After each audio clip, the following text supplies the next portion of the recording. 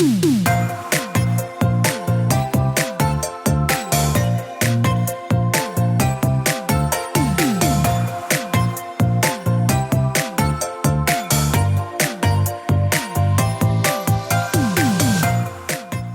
to the Plant-Based Podcast. In case you didn't know already, plants are amazing. You can Eat them, wear them, drink them, nourish your skin with them, grow them, love them, and be inspired by them. So why not join us on the Plant-Based Podcast as we speak to the movers, shakers, and growers in this amazing plant world. This episode of the Plant-Based Podcast is brought to you by our friends at Natural Grower. Launched in 2019, their award-winning liquid fertiliser and soil conditioner is made entirely from maize.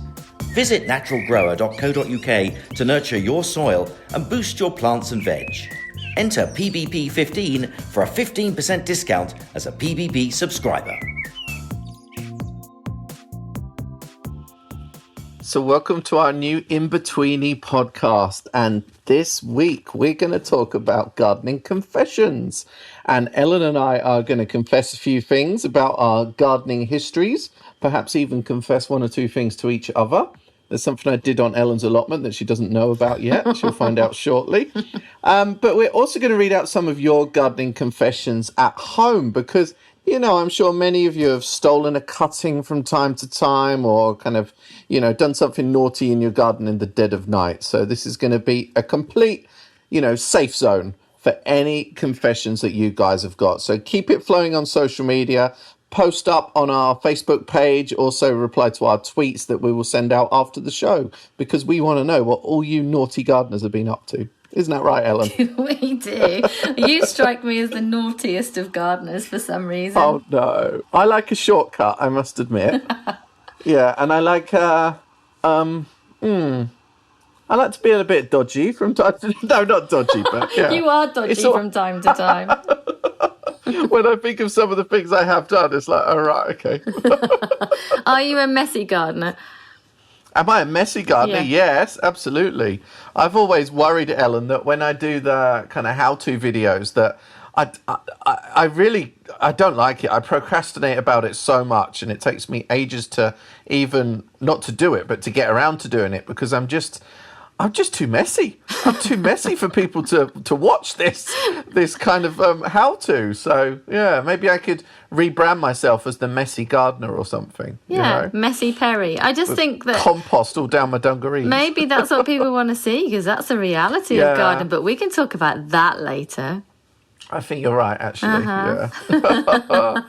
But have you got any gardening confessions to hit me with, young Ellen? Well, I was trying to think about this, and you know that obviously I'm like an angel and I don't do anything wrong ever. You're so square. So I couldn't really think of anything, but actually there's a few. God. So I guess that the main ones are... I have most definitely been known to rummage through other people's compost heaps and remove plants that they've thrown away. Wow.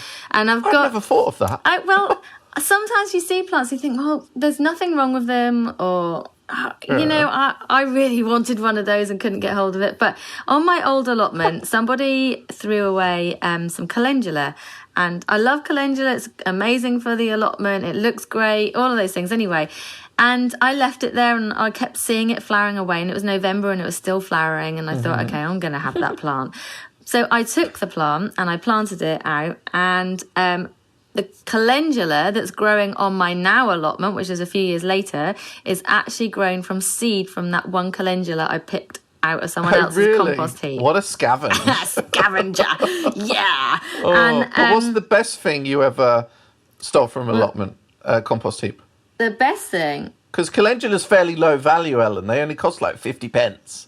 That's not the point. Did you get some real That's bargains? not the point. No, I don't think. I think it was mainly kind of annuals, most likely, but they still had some life in them, and I had room in baskets or pots. But I was actually just talking about compost. This is really funny.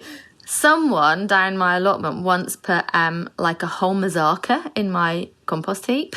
What? A mazaka. Oh my God. Seriously. A cooked one, obviously. Yeah, it was a cooked mazaka, and the whole thing was just chucked in the compost heap. Oh my God. Idiots. I don't think they kind of realised how things break down. No, I don't think Plant-based, so. yeah, whatever, but I don't know. Oh my God. And I guess another one is, do you know, I've said this on social media before, but every single time I get to my allotment, I immediately need a wee. And I think it's like just excitement. I don't really know, but age maybe. But every single time I get there, you can guarantee I need a wee. And like it becomes a problem for a girl, because if you're there for hours and you need to go to the toilet, men can just, pee behind the shed. So a friend of ours once, a long time ago, bought us like a portable shiwi for long journeys. It was a bit of a joke.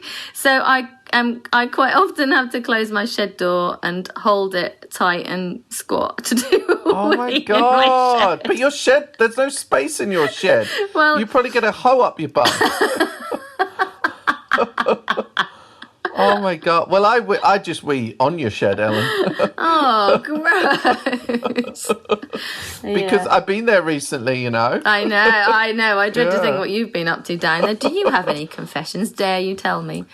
Well, there is one linked to your allotment, actually. I'm not sure if I ever told you. Well, it doesn't actually affect you, but it affects your neighbour. Oh, gosh. I did a photo shoot for Gardener's World last autumn, and we did some really nice mixed autumn containers. And I'd been to the garden centre, and I think it was when I was staying at yours, and I needed to just store the plants at the allotment for a few days so that they were in natural conditions. And I still needed some plants to fill the containers. I didn't have enough. I didn't have enough time to go back to the garden centre, blah, blah, blah. And I happened to notice on this opposite yours, there's a guy who has lots and lots of old perennials in pots and such, doesn't he? That he's never using. I'm sure he hasn't done a head count. And I helped myself to a really nice ferny-leaved hardy geranium, because that fitted really, really well into my lovely combo with, I don't know what it was, Senecio and Aspidistra, and it gave that lovely nice kind of accent of ferny foliage. That's actual theft. So I took it. But then it's really hard when you then...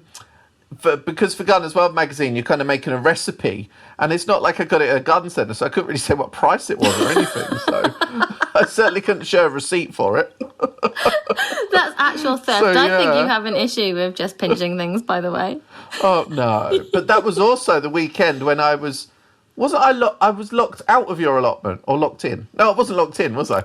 But I couldn't get in, could I? Do you remember? You were locked out and you had to go back like the following day or a little bit later when they'd open the gates. And then I was always scared when I would then go thereafter that I'd get locked in. To be fair, the guy who owns that allotment barely ever goes there. So you've done that plant a favour, I would say. Cool. Good thing it's not Mary then. Mary's there every day. We've talked about Mary so much on this podcast. Mary doesn't even realise that she's famous. Oh, God. Does she follow you on Instagram? I don't think so, but she's kept in touch with me whilst I've been away, and she's kept an eye on things. We love Mary, really. Oh. I know when we get onto our followers' confessions, there's a few about stealing cuttings as well. And until I got a garden very recently, I'd never been bothered to steal cuttings because, of course, there was nothing I could do with them.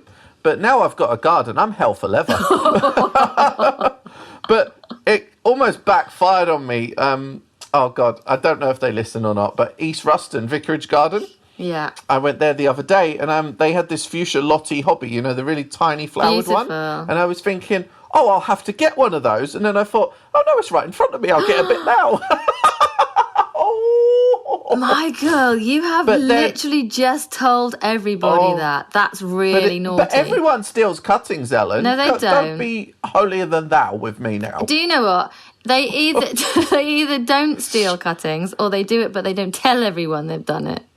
Yeah, but this is a confessions episode. Come on. What will happen afterwards? Is this when you go to church, everyone will be exonerated for their sins? Is that what it is? Yeah. Okay, that's an amnesty box for stolen cuttings. But anyway, it backfired on me, Ellen, because it was such a hot day, and I just put it into the car, and I completely forgot about it till the Saturday, so it was dead. You took a wasted cutting. That's even worse. Oh no! Don't bang that on me now. Oh. I'm sure Any you've more got a few confessions more. from you? Pardon? Any more from you? Really, Or are you too perfect? I think people do this way more than they say. Mm-hmm. But in the past, I have been known to remove insects, slugs, snails, and replace them somewhere else. And if my neighbours have not been very kind to me, they may have found them in their own garden. But they would only come back, surely. Not if it's far enough away. Oh, I remember as a kid probably hurling them into the distance, which sounds awful now. Oh. Yeah, that does sound And really also, awful. I know it was totally organic, but when I was a kid, my grandma used to have these upturned straw pots on the dahlias. Yeah. And that was only to catch the earwigs, Yeah. and then you stamp them out on the ground. That just sounds so horrible. It does, doesn't it? But at yeah, least there was no pesticides. Yeah. Exactly. I used to pick. I always say I can remember picking these caterpillars off the cabbages, and I can't. Like when I was a kid, and I don't know what happened to them, but I'm sure that they went to a pretty horrible death, which is horrible now. But yeah, I mean, like you said, no pesticides. But something else that we almost people probably know this happens, but when we used to obviously take pictures for mail order plant catalogues, like a lot of those pictures are, they're taken with a fair degree of real life Photoshop, if you know what I mean. And it was always really difficult because I was obviously the product developer, and there was a time when we released climbing geraniums, but sometimes when you need to get the picture ready, it's not necessarily the right season for the plant. So it's not like you're cheating because the plant wouldn't grow like that, but sometimes you're working with a different season. So I had to create this climbing geranium, like about 4 foot tall, like from shards of geranium. So literally building the whole thing. And this is really real life Photoshop. It was almost like an installation, but we made it look, like a real thing at the end of the day. And it was, oh my gosh, so difficult. But I kind of love doing that sort of stuff, but it's very nerve-wracking. And of course, at the time when you're ready to take the picture, you've got a very limited window as well. Yeah. Because obviously it could start to wilt. So yeah, there's a lot of stories and a lot of work behind mail order plant photography, I bet. Yeah. Sounds kind of cool though too. Yeah, I guess so. Yeah. That's a cool confession. What else? Oh, you've got another one? No. That's it. Oh, I just remembered another one. Go on. Not so much a confession because we were allowed to do it, but when I was doing work experience at Otley College, on the last day, I think because they didn't give any pay, so it's kind of like they're like, oh, take a few plants, blah, blah, blah. So we obviously took a few plants, but really stuffed our bags with them. And like I remember having, I don't know, 14 pittosporum in a sports bag or something. It was just, oh my gosh. And we really cleaned up there. It was amazing. But probably I was so kind of, gently underhand that I probably then sold them all at the WI market. You made a profit from because I've told you I used to decant herbs from there, didn't I? You're so bad. Oh my God, decanting the herbs from my dad's supermarket shop and selling them to WI members. This is so bad. You're telling everyone this. You're going to give yourself a reputation. No, but at the end of the day, Ellen, that's just trading. It's like I was buying from one dealer and handing up to the next. Can you imagine if all the world's trade was stealing from one and selling to another? No, well, it wasn't really stealing because my dad just bought the herbs as his weekly shop, so... Okay. Okay. Is it time that we listen to a few of I think so. that we find out about some of the garden confessions that our followers have got? Absolutely. Yeah. Okay, let's go. This episode of the Plant Based Podcast is brought to you by our friends at Natural Grower. Visit naturalgrower.co.uk to nurture your soil and boost your plants and veg. Okay, now's the time to find out all of those gardening confessions.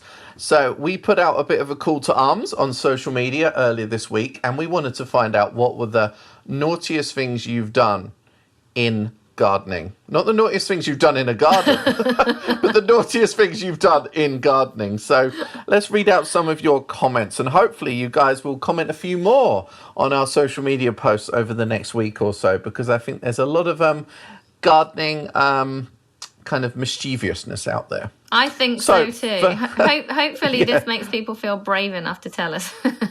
Oh, definitely. It's we should have the whole week as like a gardening confessions kind of safe zone, shouldn't we? We should totally do that. Your secret's So the safe first with us. one, Yeah. defo. So the first one is from Twitter, and this is Jamie, and he says, my neighbours across the street have open compost bins made of pallets, and they dumped a bunch of houseplants in them. So I just waited until night time and rescued them. A year later, they're double the size and happy. Oh, that's just like you nicking those calendulas. I am not the only one. And so our second confession is from Brian E. Howe, and this is from Facebook. Okay, are you ready for this? Oh, I don't think I should confess these, but okay, here it goes. I love that. I don't think I better tell you, but actually I'm going to tell you all about it. It's cathartic. Yeah, it is. Firstly, working in an annual plug plant nursery, they were due to throw out a load of healthy stock such as lobelia, fuchsia, pelargonians and dahlias. So I said I'll throw them out on my way out, but the bin was my car and took a couple of hundred plugs. Told the boss and he didn't bat an eyelid. Another time I propagated some exotic pelargoniums and some weren't ready to be potted on, and a customer asked, so I said take one for free because I got no idea if it will root or not. And she came back a few months later and it looked divine. Wow, that feels so much better. Thank you, Michael. So did she technically let the customer steal the cuttings? Basically, yes. So she stole cuttings and she let the customer steal cuttings. Yeah. Oh, God. That's just the kind of employee you don't want. Oh, God. This next one is excellent. Debbie Malloy, she's a real fan of QVC gardening shows. Yeah. She made a comment on Facebook and she says, I was once working really hard in the garden and I asked my ex-husband to help me. Emphasis on the ex, okay? He ignored me and fell asleep on the sun lounger, so it sounds like there wasn't much love lost. So she moved a trellis panel in front of him and he slept for like 3 hours. Oh. When he eventually woke up, he had the trellis pattern all over his chest and was very burnt. Is there any wonder why he's an ex-husband? Oh, that's excellent. Oh, my God, Debbie. Oh, my God. That is equally naughty and brilliant all in one. Oh, wow. So the next one's Felicity Lambert on Facebook. Some people where I live dump their old annual garden pot plants in the hedgerow. That's like a confession in itself. That's really bad. And on my way back from my evening dog walk, I clamber in and repatriate them to my pots. This is this year's salvage plants, and there's a photograph of some very beautiful petunias by the looks of it. Wow, so many stories and confessions about dumpage in plants, isn't Yes. there? Gosh. Okay, next up, who have we got? We've got Polly on Facebook. She has also stolen a plant. I have growing in my garden a hebe that I grew from a cutting that somehow managed to jump off its parent plant and right into a plastic bag that was in her handbag. Oh, well, you know some plants can move themselves, don't they? Apparently they do to you anyway, Michael. So she very gently pilfered this plant from the Sea Life Centre in Brighton. So now anyone called Polly is never going to be allowed back in the Sea Life Centre in Brighton from stealing cuttings. Okay, so this is Helena on Facebook as well. This one is amazing, Ellen. I've read it already. Oh, my God. Okay. I couldn't be bothered to properly drill drainage holes in my carrot planter in the rain. I only realised once it was all growing nicely, then it flooded. So are you going to wait for this one? So I shot it with an air rifle. Like it's normal. Job done. Oh, God, that is amazing. Who was that? Helena? Oh my gosh, that's incredible. The things we do for plants. My next one. At first, I wasn't sure that this would actually affect the plant, but then he replied and said it absolutely did. So let me tell you what this confession is. It's from Ian Judge on Facebook. It happened about 30 years ago when I was at school, and I had to do chores such as cleaning and kind of tidying up.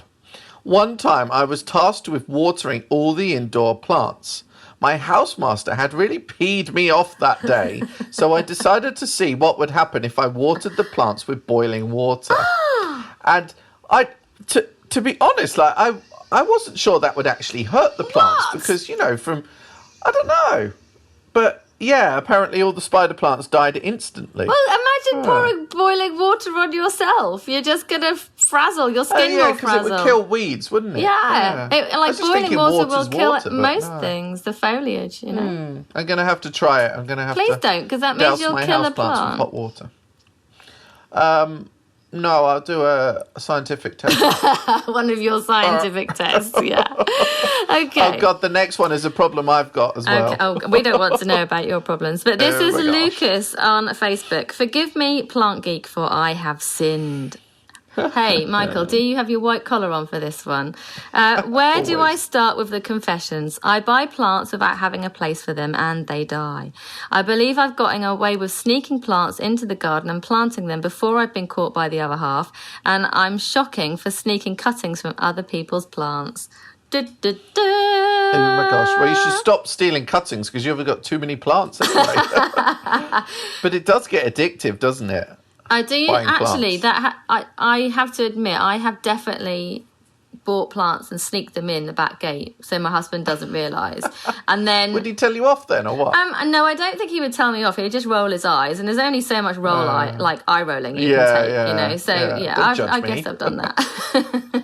Okay. My next one is from Facebook, Thomas Malone. I pour leftover cold coffee from the kettle into my desert garden to water the plants. That's a good thing. Sounds not so much a confession as a gardening tip. Yeah, as long as the kettle's not boiling water, as we've just learned. Yeah. Denise Rimmer. I take my pocket knife on dog walks. You never know. Gosh. Oh God, I've got a bit of a trail here. Okay, go for it. Oh, this is actually where somebody outed someone else. Ooh. So this is on Facebook. Anna Parker simply tagged James Satchwell Orme and said, yours is cuttings.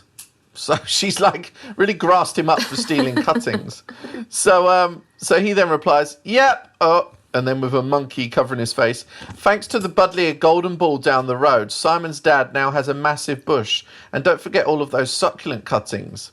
And then Anna bounces back. She says, yeah, mine are flowering for the first time this year. And then James is like, was that the one you had from me? Anna was like, no, I had it from the girls' school. They sell cuttings at the Summer Fete. So she bought it rather than stole it that time. What else? Then Nidge Hudson Deans then barges into the conversation and says, I love a country house cutting spree. Obviously with a penknife in their pocket. So totally. Anna snitched on James in that little nice thread on Facebook. Basically, it would absolutely appear that most plant lovers just steal cuttings, even though we're not meant to. It's a thing. Yeah. But plants can become expensive, you know. But of course, sometimes I would rather, because I'm impatient, buy the plant than steal the cutting, because you're obviously kind of giving yourself an extra year or more by just having the cutting material rather than a fully grown plant. Sure, so, but I think there's a little bit of thrill going on there with the cuttings. Like, you shouldn't really be doing it. Is it actually illegal? Yeah, I don't think you're allowed to do it, honestly, because it's someone else's property. Oh, wow. I wonder if anybody's ever been convicted. I don't know. Have a look. Do you know what? I don't know about cuttings, but I do know that there were some snowdrops that were stolen from Walsingham Abbey, and they were really quite rare snowdrops. And I think it was the first time anyone had ever been convicted for stealing plants. Perhaps I might have that fact wrong, or maybe it was just snowdrops. I don't know. And they were convicted of stealing these rare snowdrops and selling them from a ridiculously high price. How bad is that? Yeah, there's a lot of, like, they've had from Kew before. They've had plants stolen. I saw something in America now. Everyone's cactus crazy. Some of those are being stolen. But that is completely another level to just casually taking a fuchsia cutting, isn't it? Casual theft isn't as bad as full-on outright theft, right? I think of a cutting taken from somewhere you can't see. Okay, what you got next, Ellen? So this is on Twitter, and this is absolutely brilliant. So this is Steegs on Twitter.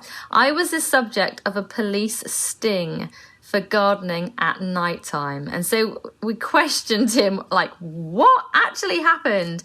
And guns drawn and all. They thought I was a criminal as I was putting my friends' annuals in. She had 9 flats. I told the elderly neighbour, but she forgot. And she told the police that I was a robber. 3 cops, each taking steps towards me from a different angle so I would not escape. They kept yelling, curb your dog or it will be shot. Going through my car, emptying a cooler of Coca-Cola and old baby bottles of apple juice. I said, does a robber bring her dog? Does a robber have 2 baby seats in the minivan in a small suburb with little crime? I was like, oh my God, that's completely and utterly crazy. So I asked, were they apologetic afterwards? And the answer was, had to show them in the dark with their flashlight what I'd done in the yard. I made them look at every plant, commenting on what variety, gave a lengthy explanation on characteristics of the plant. I called to complain, but I got the same policeman who led the sting, so no apologies there. Wow. That's scary. Oh my God. That's scary. But imagine, planting at night. I imagine that was, what was the most convenient to them. Yeah. But that would be really hard to plant at night time. I've never planted anything in the dark, have you? So you know what? Planting at night time's exceptionally exciting. And it's a whole different dynamic to the garden because you see different insects, there's different light. Yeah. It's actually really, really cool. And I've done it before. And actually there's something about, have you seen the book Moon Garden? It's about planting in line with where the moon is and that kind of thing. But actually even planting in the evening as well. And it's actually pretty cool to go outside at night. You see different activity, but hopefully you don't see 3 policemen approaching you with guns. But it's hard to get bulbs the right way up in the dark, surely. Have a head torch. Yeah, true. Okay, so I've got Lorna, my friend on Twitter. She says, for many months, my dad kindly watered a plant that I had on top of my old DVD player. One day, I decided to watch a DVD and open the drawer to insert the disc. It was full of rusty water. So, obviously, it had all dripped through, and now she makes sure not to put plants on top of electrical devices. Good tip. Very good tip, Lorna. Okay, so this is CS on Twitter as well. I promised my husband if we had nice new raised beds put in that I would limit my veggie plantings to those beds and not add grow bags for excess. I now have grow bags hidden around the lot to grow excess. So basically, sneaky, but they're still there. See, plant addicts rule. We'll do anything we can, won't we? Well, I've got a final one from Emmett on Twitter. I had to explain to a colleague not to water the plastic plant the boss had in his bathroom. I would not be surprised if a lot of kind of uneducated partners of, gardening keen people would have tried to water faux plants, because when you don't understand plants, it's hard to tell the difference or to understand how they're to care for them. I'm not a plumber. I don't know how to fix a sink. Why should someone that's not interested in plants know how to care for them? So I really understand that, but it's bizarre, but there are a lot of fake plants out there that do look really, really bad. There's true, one true. down the road here. So it's their own fault, you mean? Bear in mind that it's beautiful weather in North Carolina, and so there's so many things that you can grow. And down one of the roads, there's a huge palm outside someone's apartment, and the leaves are so blue, they're like turquoise blue. It's so obviously fake, and really? It's horrible material. And I was walking down the road, and my husband said, "Wow, look at that plant!" And I was like, "Oh my God, have you not learned anything yet?" Oh gosh! Oh my God! There you go. So that's Confessions by Plant Lovers. Yes, but keep confessing through the week. Let's make this kind of a gardening confession safe zone on the Plant-Based Podcast social media channels. Yeah? Absolutely. I'm sure I'll be able to think of some more. Maybe I'll feel braver when a few more people comment on theirs as well. You obviously need a gin, Ellen. A double, and then I might tell you some more.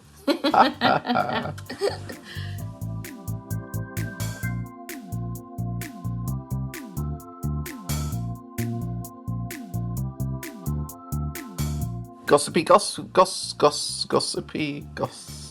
like a new jingle, but I screwed it up. Hi, Ellen. Yeah, hi, Michael.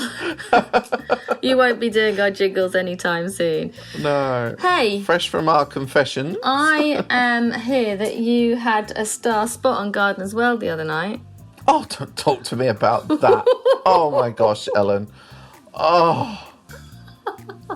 Tell us about it. You know, I didn't see it, so I don't know if it was just like not on for very long or what, but I mean, I must have blinked. I must have blinked and I missed it. I don't know what happened.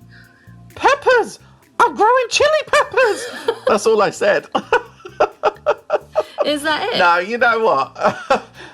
I understand TV, Ellen, and obviously sometimes you've got something long and kind of like it's then edited down, la la la la la.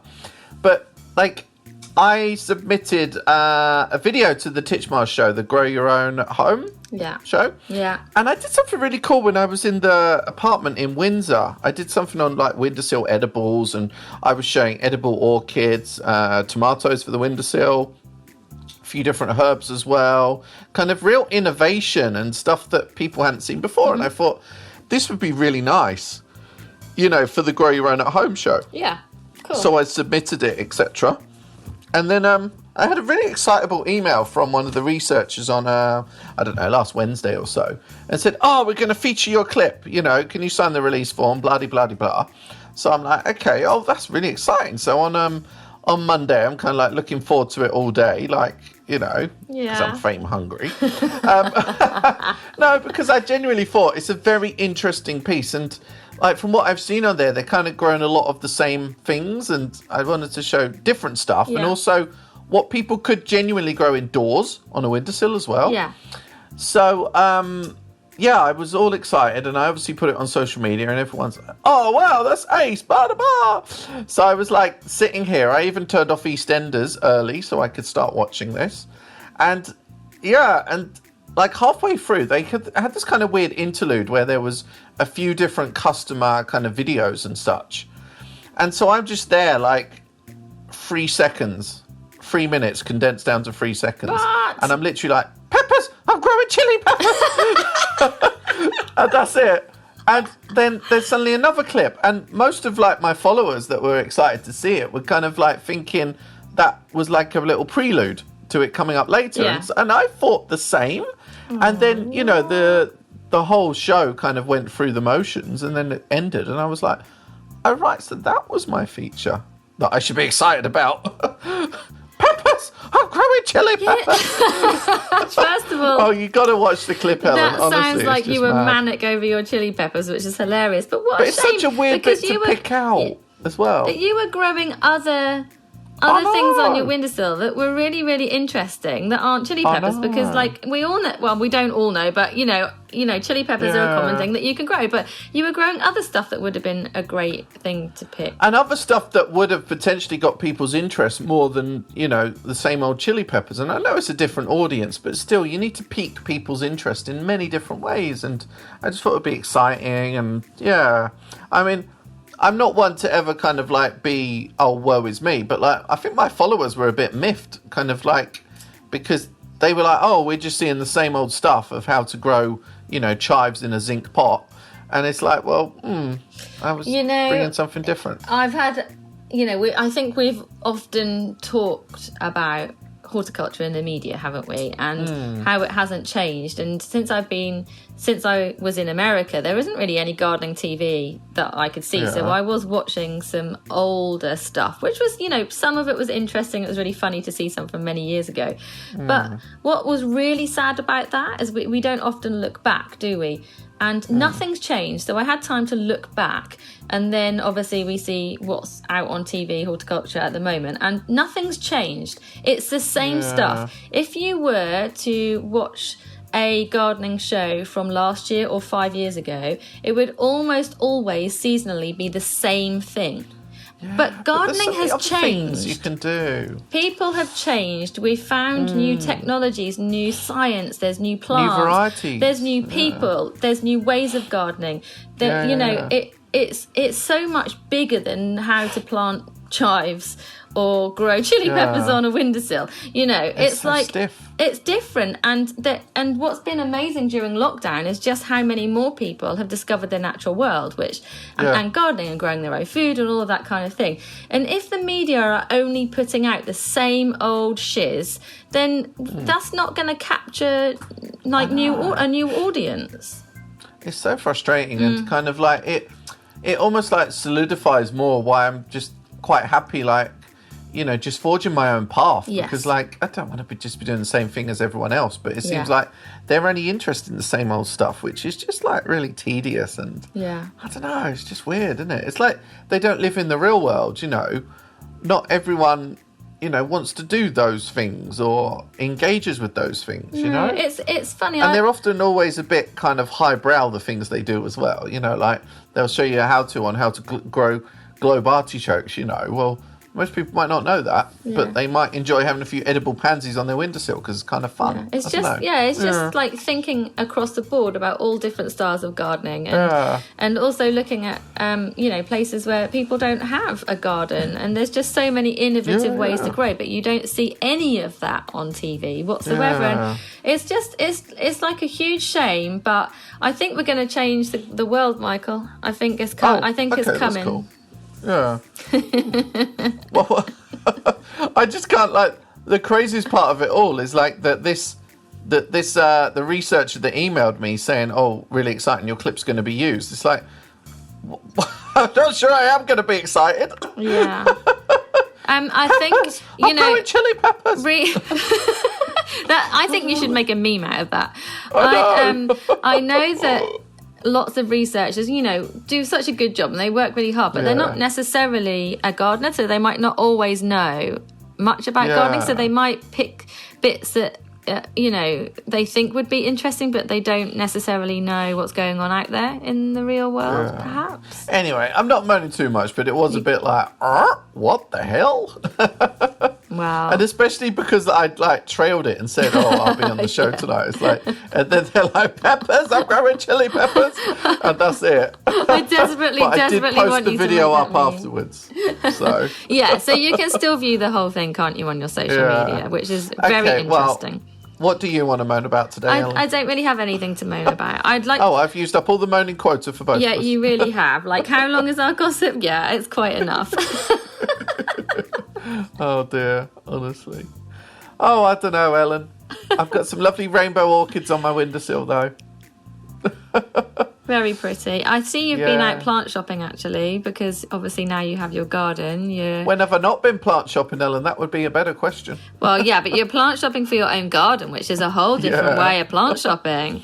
But you know what? You have to be careful because, like, you buy stuff in a garden centre in pots and stuff like that, and you really need to get it planted soon because stuff doesn't like to sit in pots for long and it's harder to water, you know. So like a little kind of warning to everyone, you know, don't get too excited when you're buying plants. Make sure you have got a space for them.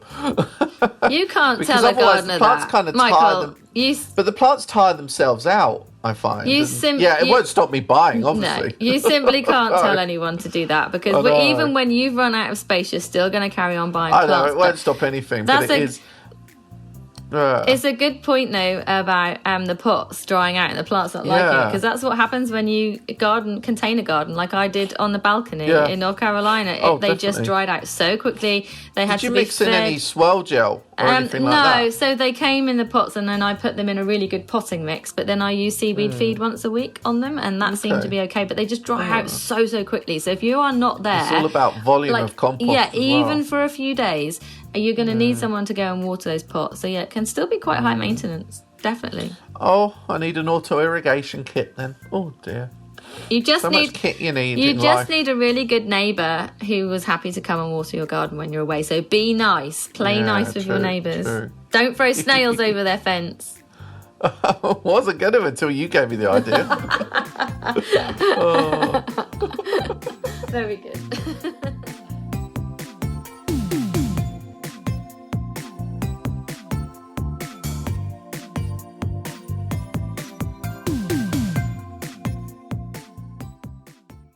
This episode of the Plant-Based Podcast is brought to you by our friends at Natural Grower. Launched in 2019, their award-winning liquid fertiliser and soil conditioner is made entirely from maize. Naturally rich in nitrogen, potash, phosphate and other trace elements that plants and vegetables love. It is approved by the Soil Association, Vegan Society and Organic Farmers and Growers. Visit naturalgrower.co.uk to nurture your soil and boost your plants and veg. Enter PBP15 for a 15% discount as a PBP subscriber. Thanks for listening. You should now be at least 25% more obsessed by plants. Please follow us on social media. You'll find us by typing in the Plant-Based Podcast. We also have a fabulous website. Go to theplantbasedpodcast.net. So tell your friends, leave a review. Why not write a letter to your local MP?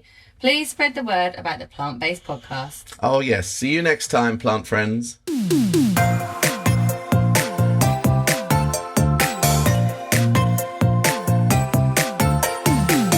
The theme music for the Plant-Based Podcast is an excerpt from the song Grow by Mikey James, and our editing is done by Gareth Patch of Semi Echo.